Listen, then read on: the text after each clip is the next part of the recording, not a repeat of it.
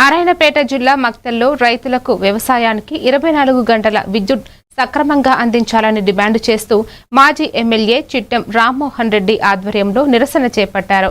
కన్యకా పరమేశ్వరి చౌరస్తా నుంచి సబ్స్టేషన్ వరకు బైక్ ర్యాలీ నిర్వహించి అనంతరం సబ్స్టేషన్ కార్యాలయం ఎదుట బైఠాయించి ధర్నా చేశారు. కార్యక్రమంలో రైతులు, బీఆర్ఎస్ నాయకులు, కార్యకర్తలు పాల్గొన్నారు.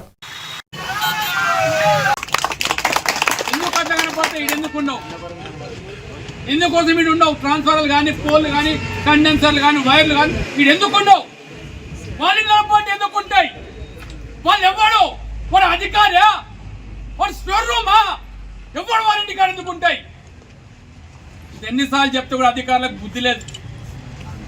తను ఒక్కడు తెలియదు వీళ్ళకి. ఈ సబ్స్టేషన్ చేపించిందే Chittem Narsireddy sir. 144 kV substation తెచ్చిందే చిట్టెం నర్సిరెడ్డి. ఎందుకోసమో తెలుసా ఎవరికన్నా? ఇక్కడ కాంగ్రెస్ నాయకులకు తెలుసా కన్నా? ఇక్కడ సూర్యలక్ష్మి కాటన్ మిల్ ఒకటి మంచి సూర్యజ్యోతి వాళ్ళ కోసం కాటన్ మిల్ నడవాలంటే ఇక్కడ సబ్స్టేషన్ ఉండాలి, మనకు ఉంటేనే నడుస్తుంది అని చెప్తే ఎంబడి